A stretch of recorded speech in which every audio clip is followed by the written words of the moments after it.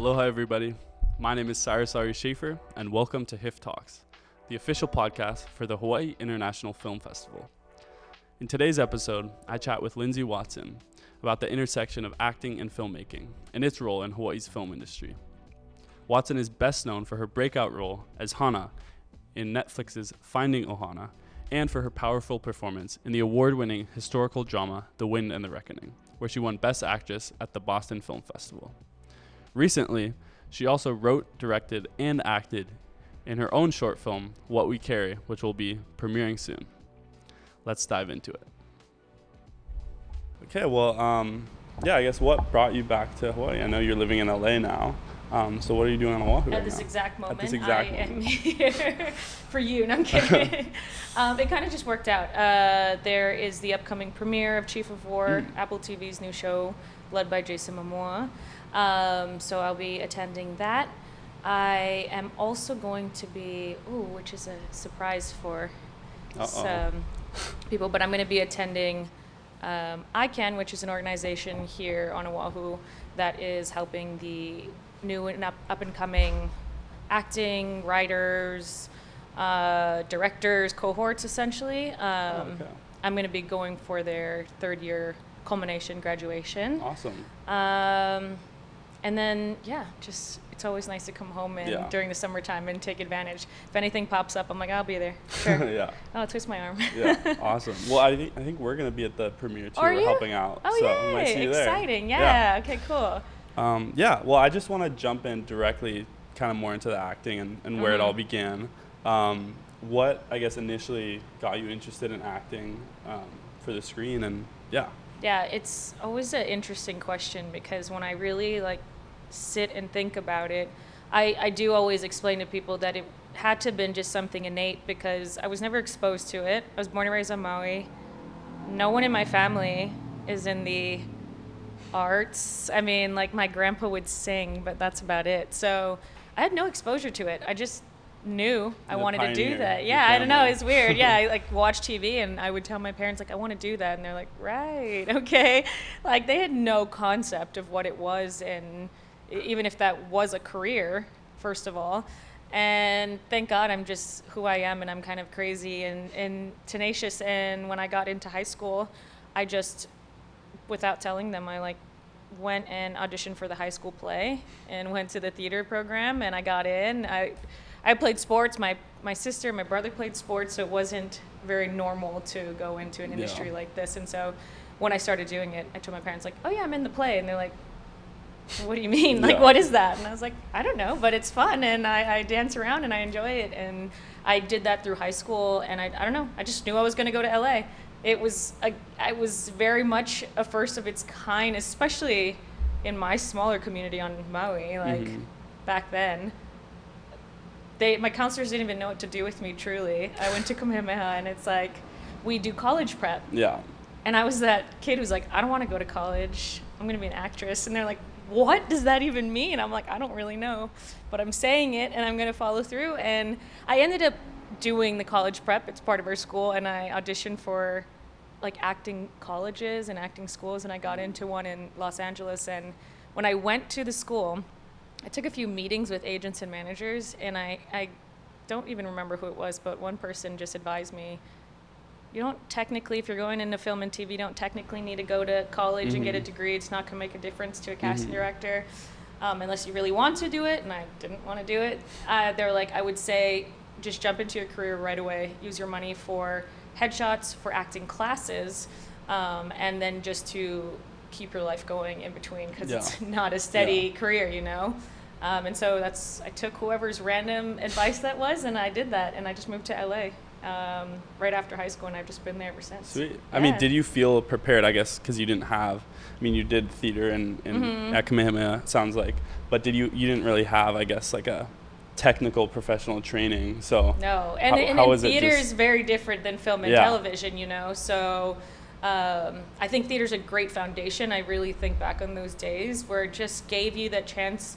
You get to be so much bigger and explore, and also just the idea of it's one and done. You don't get to take 20 takes, so it really makes you sharp as an actor. So doing that, I didn't realize how it was going to translate over, that it did make me a lot more prepared. But then getting on set for the first time was shocking. Of every little, I mean, you're on stage and who cares? Yeah, you miss your mark or your light or this, who cares? 1 inch to the right in film, you're out of focus. So it was what I did for, like 5 years when I first moved to LA is I actually just got into commercials. So it's kind of the first natural step when you get into acting, especially if you're in LA. It's like you get an agent and you go into commercials right away. It's an easier step in. And then when you kind of get that technical training and build up your resume, then it makes it a more natural transition over to film and television, which is what I did. But I will say commercials, I know some actors who like snub commercials. They won't they're do like, it. Yeah, they're like, I'm Too above good. commercials. Yeah, and I'm like, first of all, just for everyone to know back home, it pays well. It kept me alive, so I didn't have to work too many survival jobs, what we call. You know, it keeps you alive, and it prepared me, because my life was a very interesting shift where I did commercials for 5 years, and then out of nowhere I booked the lead of a Netflix feature and was thrown into this whole whirlwind. And if I didn't have all that technical training before, there's lingos on set, you know, there are different, like a different speed that they just move that you're just not prepared for. That I will say, thank God to all my commercial training, I was prepared for that, because a lot of the commercial directors are moving on to being film directors. Right. So, you know, there was this shift transition, in it's commercials kinda that I natural. noticed, that they became like these little films at one point. So it was really kind of pushing your limits to prepare yourself. Yeah. Okay, nice. Yeah, and I mean, you talked about survival and how commercials can kind of help with that. And I don't know, I wanted to ask just about you moving to LA in general. Did you feel like that was kind of necessary to your, professional career? Were there not enough opportunities here in Hawaii? Oh yeah, at that time, 100%. That was 2013, and there were almost no productions here, really. And anything that was here, a lot of times what they're doing is casting through LA anyways. Yeah. And especially back then, because they didn't understand that there were any options for talent out here. So at that point, I had to move to LA. And I will say, over the last years that I've been here, been in LA, might I say, there's been shifts in Hawaii, and there were glimmers of hope that I could come back home sooner than I thought, but it's getting tough, I mean, it's obviously a big conversation right now, and at this current moment, there are actually 0 productions going in Hawaii, meaning there's no chance to coming back home, and the likelihood of projects coming just it's not super promising, which is unfortunate and really heartbreaking, because I know I want to come back home. But at this point, if things aren't going to change, I'm going to have to stay based in LA as much as possible. I do always say one benefit of COVID was the fact of us becoming so remote. Right. I lived in LA during the time where everything was in person. Yeah. Commercial auditions, theatrical auditions. So we were genuinely driving around town, and everyone knows traffic in LA. I mean, I would have 3 auditions in a day. One in Burbank, one in Santa Monica, one in Culver, and that's 8 hours of my day right there, just driving, changing in your car. And then it's like, then you have a theatrical one, it's like, which takes over your whole mind, because that's kind of the place where you have 10 pages of dialogue and you have one chance, unless they feel kind, to be like, let's try it again. But most times you get ready, drive an hour, and then you're there, and you're putting your life on the line in front of these people, which is very scary. But COVID has kind of given us that transition that a lot more things are self-tapes, what they call, so I can actually travel with my equipment, which I do, and I'm able to do it in Hawaii or wherever I go, which is nice. But at the end of the day, the jobs are elsewhere right now. So it's unfortunate. The other benefit about being in LA that I talk about a lot is just, as I've progressed in this career, you realize a lot of it is just who you know and networking. Right. Especially when it gets slow like this. Casting is so slim that you're relying on the connections you've built. Yeah. So LA, there's just constant networking. Everywhere you turn, every coffee shop, every grocery store, you're just surrounded and immersed in people that are in this industry. So it's really easy to grow that network, to really create these connections that can lead to somewhere. Which is like, I see it happening more here, which is really nice. But I mean, Maui is a different story. If I did move, if I moved home, I'd have to come to Oahu for the time being until Maui could catch up. Yeah. Hopefully. Yeah, I mean, you talked a little bit about, the auditions and stuff being in person versus online, and I'm kind of pursuing a career in acting as well. I'm just getting started, but I feel like it's been really helpful for me to be able to do, remote auditions. But I feel like, did you feel like there's an element you lose when you're doing that because Absolutely. you don't get the personal connection with the casting director? Yeah, and it's a person-to-person thing. Yeah. Like, I know for me, I'm a personality person. So Yeah. when I get in a room, I know how to work a room. I know how to talk to them. I can read the casting really quickly and tell if they're going to be really serious or if they're looking for like, ooh, the sparkle personality. So I'm good at that. I know other friends who are like, they hated that aspect. They just wanted to do their work, which either way, I mean, I think there is that human connection that's lost in the room. You're just on this flat screen. I also just feel as an actor, there's this excitement that comes, even though your like adrenaline is rushing and it's stressful, it's also, I think, really helps fuel your character. Yeah. And I know I'm completely guilty of it now. I'll do 30 takes on a self-tape sometimes. If I'm off, I do 30 takes and I'm like, on the day I would not have had 30 takes. So it really makes us a little too comfortable now. You really can work it to get the perfect take. Right. And then it's like, is that the reality of the career we're in? Right. No. So I definitely think there's pros and cons to both. Again, the biggest pro is I can travel and I can do it wherever I want. Yeah. So I like that. Yeah. Awesome. Well, I mean, it seems like there really is nothing going on in Hawaii right now. And I don't know, do you have any idea of what might be holding back kind of consistent production? I know there's a bunch of TV shows that were canceled recently. Yeah. It's hard because it's not just a Hawaii thing right now. It's really an industry-wide, worldwide thing. Yeah. Productions, even in LA. Like, I tell people, even moving to LA right now is not like, oh, it's going to change your career, it's going to change your life. Right. It's really slow for us as well. Our agents, our managers, they're stressing out there. It's something they haven't seen in a very, very long time. This slowdown. Just studios are just not buying things anymore. Their rosters that used to be a mile long are cut into a quarter now. Yeah. So it's like productions are just so slow, and there's always the money talk at the end of the day. Obviously, the problem here in Hawaii, it's expensive to film, and the incentives are just probably not as desirable as other places, which is obviously in talks, and people are trying to work with our government here to bring things here.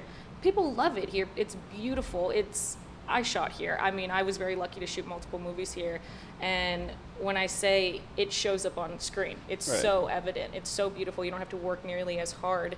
I've filmed in other places where it's like they have to build extensive sets and things. So that's just our backyard. Yeah. So I'm really hoping that shifts worldwide and just like I said, industry-wide.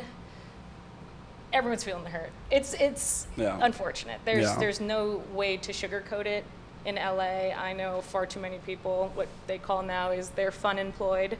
They're not unemployed, they're fun employed. Everyone's trying to stay positive through it. You hear the survive to 25, whatever exists to 26. Keeps it's rough going out here, guys, I'm not gonna lie. But I always say if it's what you love and it's your passion and this is truly your calling, you have to survive through the lulls and the turmoil because it's got to get better. Yeah, I hope. I've seen a lot of people fall off, and that's okay because they've made the decision for themselves that they don't like this feeling of inconsistency, and that's just a feeling that you'll always have in this industry. No matter what level you get to, there's always this next step you have to take, and is it going to happen or not? Right.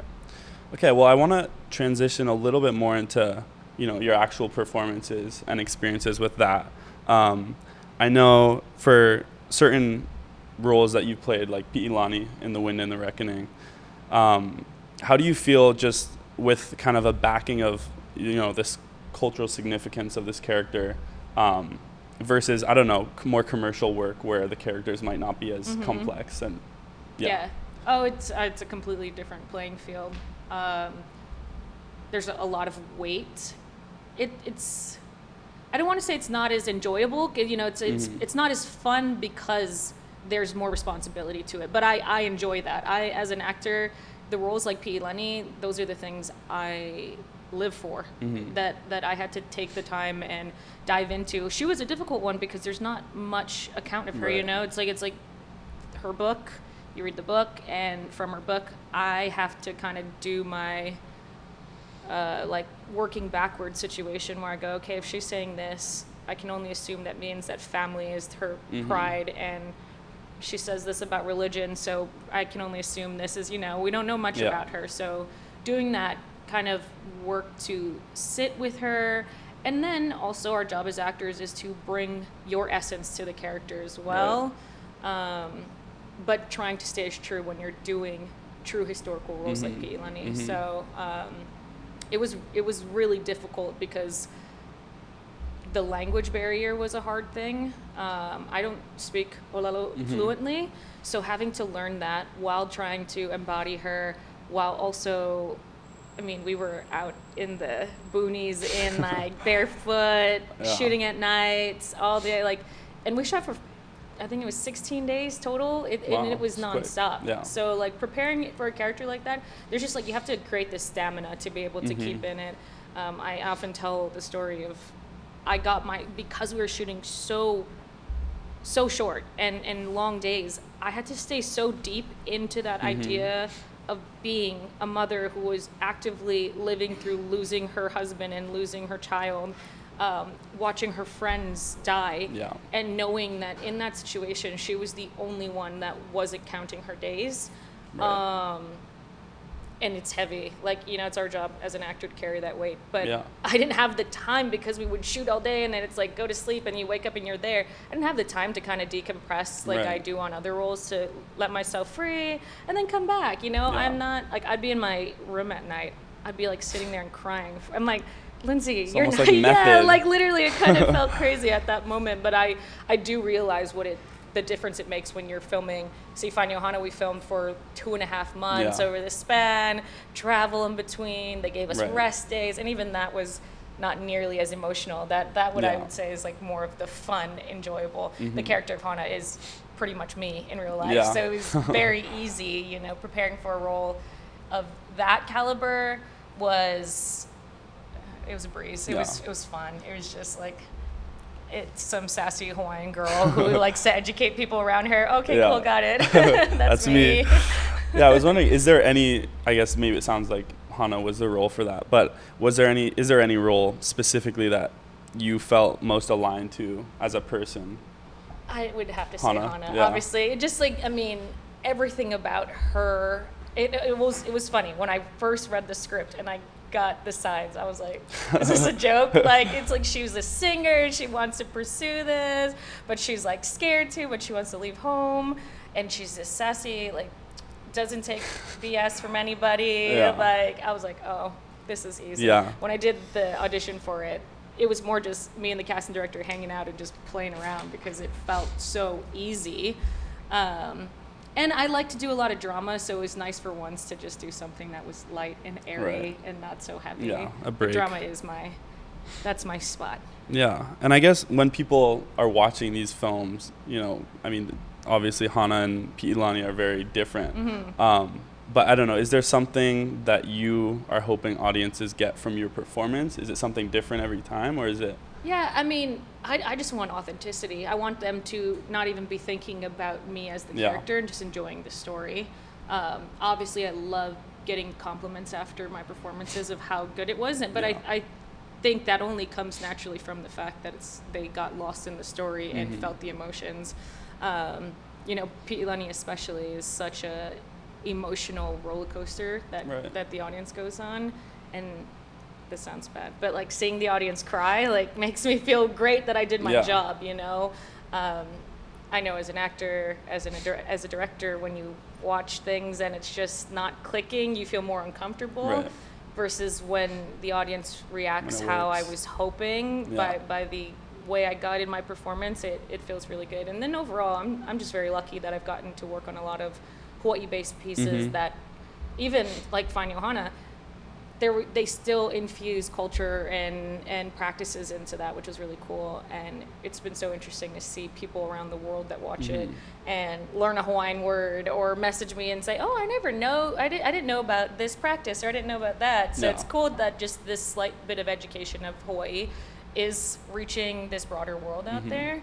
And I'm always going to hope to infuse that. One of my biggest moves going into directing and writing is that I want to be able to put more Polynesian faces in front of the camera. And my biggest goal is actually to put Polynesian faces in stories that are universal and common. Right. You Not know? just playing the one role. Exactly. A lot of people are used to seeing us as the hula dancers, as the bartenders, as the bouncers, and taking this opportunity. My last short I just filmed, it was cool to just tell a universal story, put Polynesian faces, and not have to mention anything about it. I mean, it's based in Hawaii as well, but we don't talk about it. Yeah, I wanted to talk more about that aspect of your career. It seems like you've sort of partly transitioned into writing, directing, and you just, I think, finished a short film, What We Carry. Yes. Do you want to talk about that a little bit? Yeah. It's been really exciting.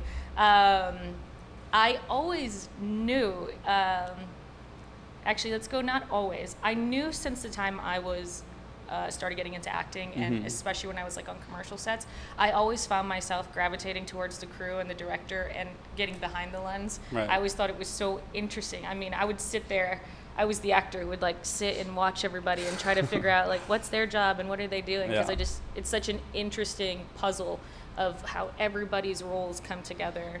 And then I got into acting, and I really focused into that, and I enjoyed it. And same thing on set for Finding Ohana, Wind in the Reckoning. It was always so intriguing to me. And then when we kind of started to hit this weird spot of there wasn't a lot of Polynesian stories being told anymore, the ones that were being told weren't being led by the proper people, I felt kind of this place of, why don't I try to write? My acting coaches have always told us, stay active, write, put yourself on your own, get your iPhone, film yourself, do these things. So during strike was when I actually started to write, and I found joy in it. And then even more beyond writing, I was like, I actually just see the image of what everything's going to be. Yeah. And I want to be able to be that kind of person that can help facilitate all these little crew members that I've always watched that I thought it was so interesting.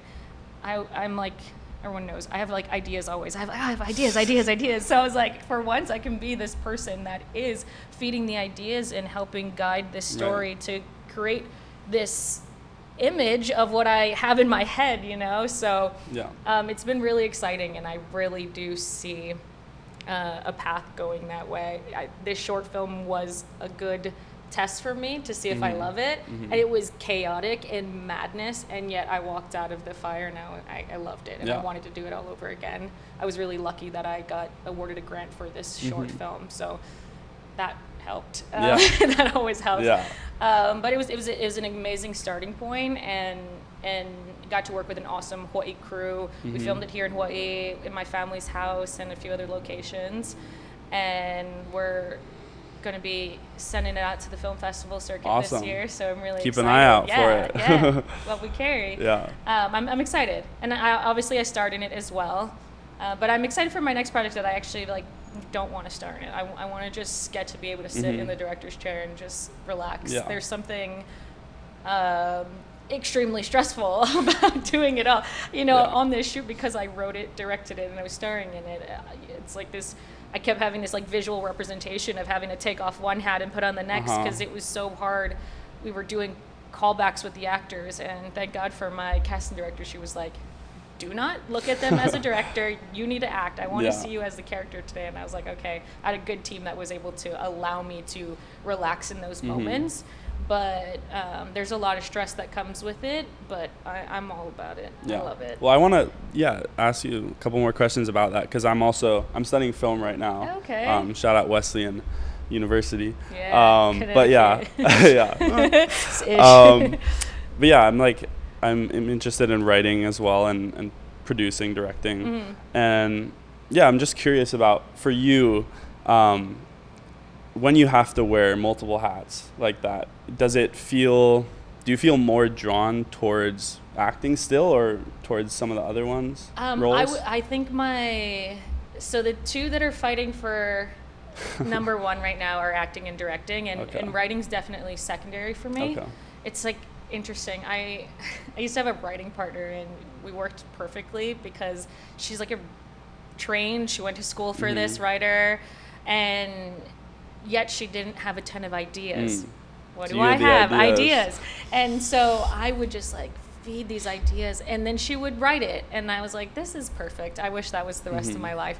She stopped writing. Oh well. Anyways, so it's like that was kind of one of the parts too where I was like, I need to learn how to do this myself. So I think that's why writing's technically not top of my list right now, because it's where I feel like I have the most growing and learning. And you know, there's so many actual technical things about writing that I think going and training. I mean, I read all the books and that really helps. But I haven't properly gone to school for it. Same thing for directing, but I don't know. I think because I have such strong visual pictures and I know how to communicate what I'm seeing, and I've been lucky to get the right team. I can't stress that enough. I think that is one of the main things everyone I've ever talked to. I got a lot of advice before going into the short that they're like, just make sure you have the right team around you that supports you, that doesn't try to fight your vision, that understands that you're the director, but you're open to ideas. And that's what I had. I was really, really fortunate for that. So I can't really tell, because I thought I was loving directing way more, but then anytime I get into a role and I get to just clicks. I there's something so freeing. I think we as actors we're a little crazy, you know, like we enjoy this idea of getting into everybody else's heads. I think it's like a challenge that it's like, if I can achieve that, I did it. I did it. Everything's a challenge. I mean, how is it? I don't know. I actually did get to see it. What We Carry. It was great. I loved it.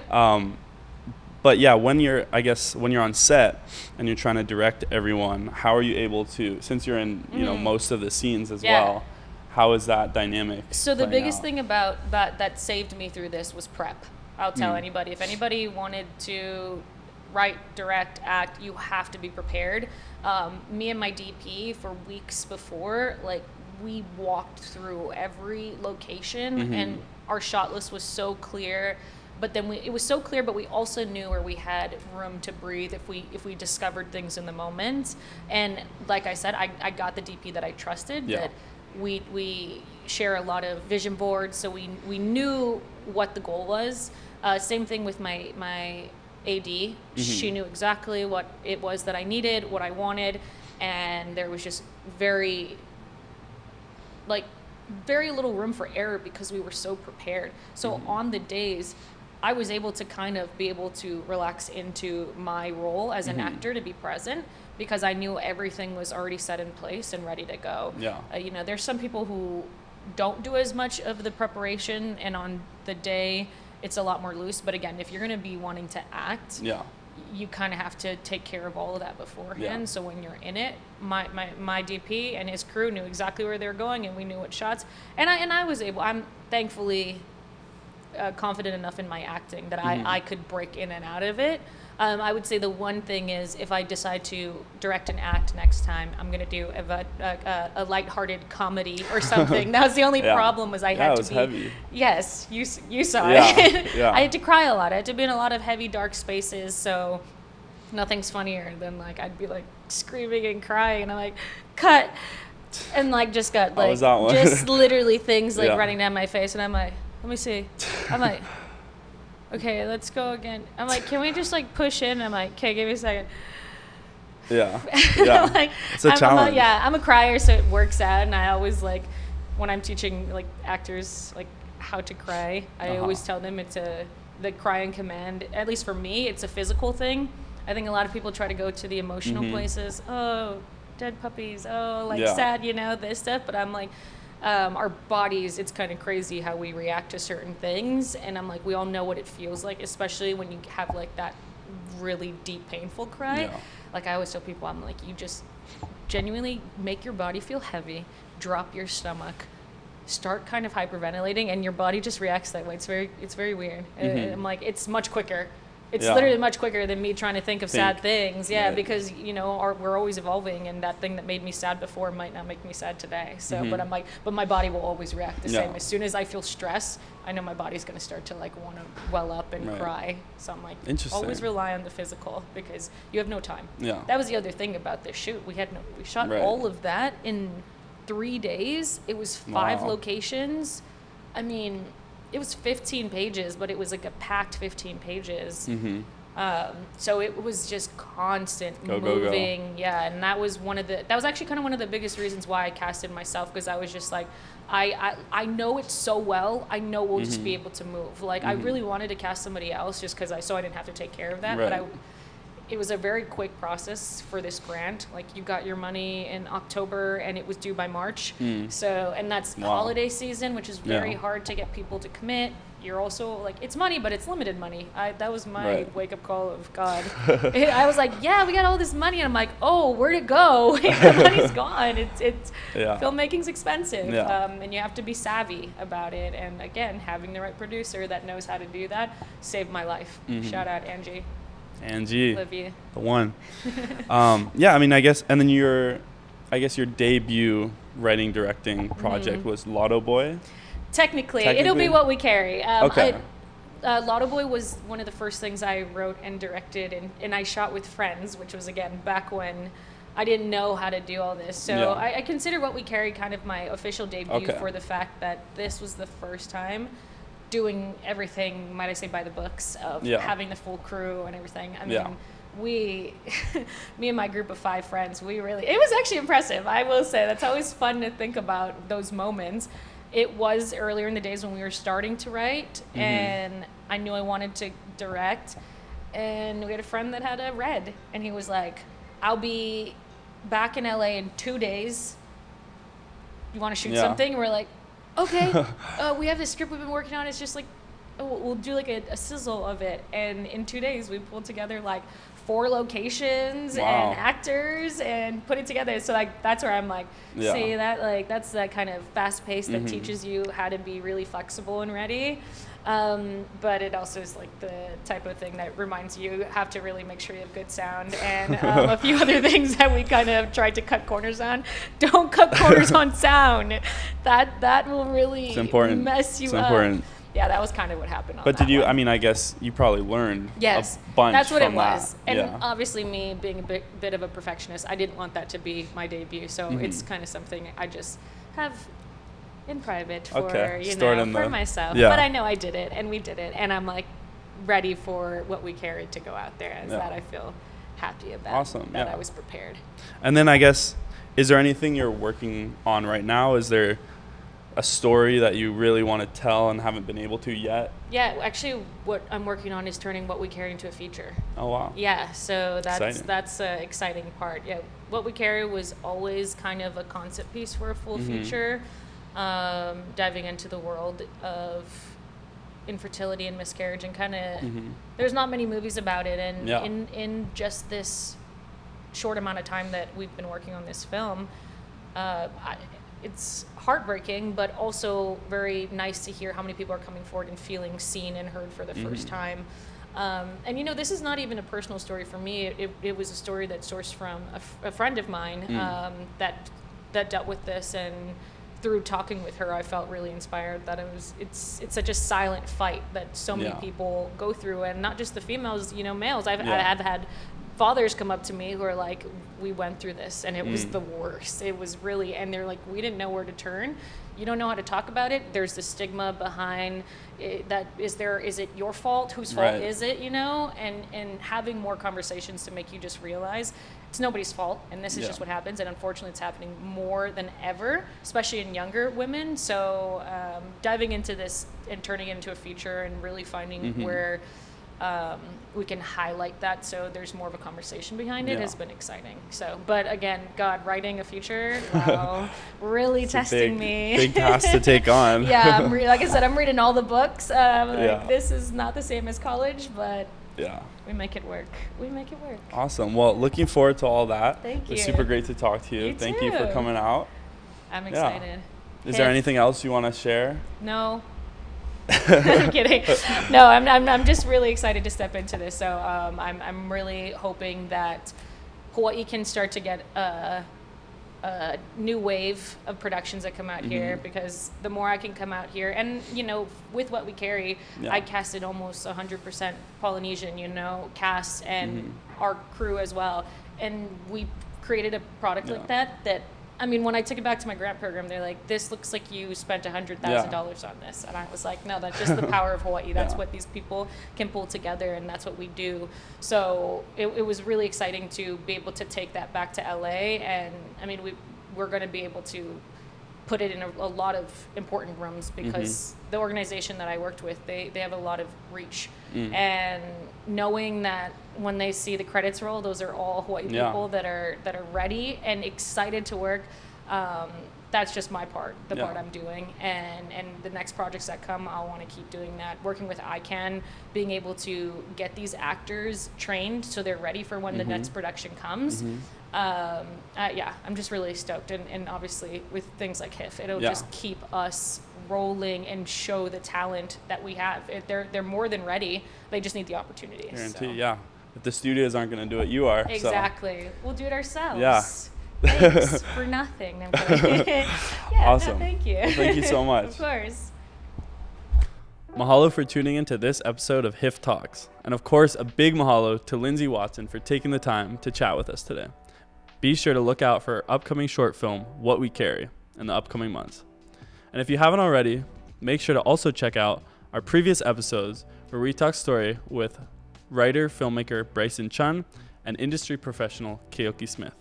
This series was made possible by HIFF, whose 45th annual film festival will be kicking off at Consolidated Theaters in Kahala on October 16th, which will also be coinciding with the High Film Industry Conference happening during the festival, so make sure to check that out too. Shoots.